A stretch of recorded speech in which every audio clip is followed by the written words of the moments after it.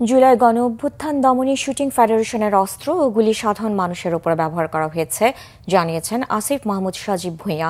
Turkish airline বিজয় দিবস ভলিবলের উদ্বোধন করতে গিয়ে একথা জানান যুব ও ক্রীড়া উপদেষ্টা। স্পোর্টস সেক্টরে সংস্কারের জন্য সার্চ কমিটি গঠন করা হয়েছে।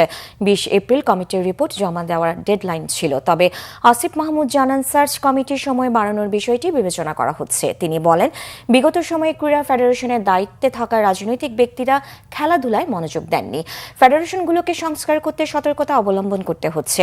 সাম্প্রতিক সময়ে প্রবাসী হামজা চৌধুরী, সামিত সোমরা জাতীয় ফুটবল দলে অংশ নেয় আলোড়ন সৃষ্টি হয়েছে। অন্যান্য খেলাতেও প্রবাসীরা আগ্রহ প্রকাশ করছে বলে জানান ক্রীড়া উপদেষ্টা। তবে প্রবাসী খেলোয়াড়ের উপর নির্ভর না করে প্রান্তিক পর্যায় থেকে খেলোয়াড় তুলে আনতে পারলেই ক্রীড়াবিদ তৈরির স্থায়ী সমাধান সম্ভব বলে জানান তিনি। ভলিবল সহ ইনডোর গেমের স্টেডিয়ামগুলো সংস্কার করে দ্রুত খেলার উপযোগী করা হবে। এবার স্বাধীনতা দিবস ভলিবলে অংশ নিচ্ছে 8টি দল। শুটিং ফেডারেশনের বিভিন্ন জায়গার অ্যামিউনেশন এবং অস্ত্র জুলাই গণঅভ্যুত্থানে ফেডারেশনের দায়িত্বশীলদের সহযোগিতাতেই এই মানুষের উপর গুলি করার ক্ষেত্রে ব্যবহৃত হয়েছে। সেক্ষেত্রে আমরা একটু এক্সট্রা সতর্কতা সহিত কমিটিগুলো পুনর্গঠন করছি।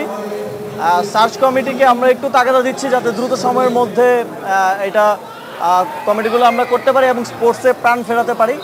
আর সেক্ষেত্রে সময় বৃদ্ধির বিষয়টা আমরা বিবেচনা করবো এবং সার্চ কমিটির সাথে কথা বলে এই বিষয়ে সিদ্ধান্ত নিই। বাংলাদেশি বংশোদ্ভূত খেলোয়াড় আছেন যারা পৃথিবীর বিভিন্ন দেশে ভালো করছেন। আপনারা হামজা চৌধুরীকে দেখেছেন, সামিত সোমও খেলার আগ্রহ প্রকাশ করেছেন।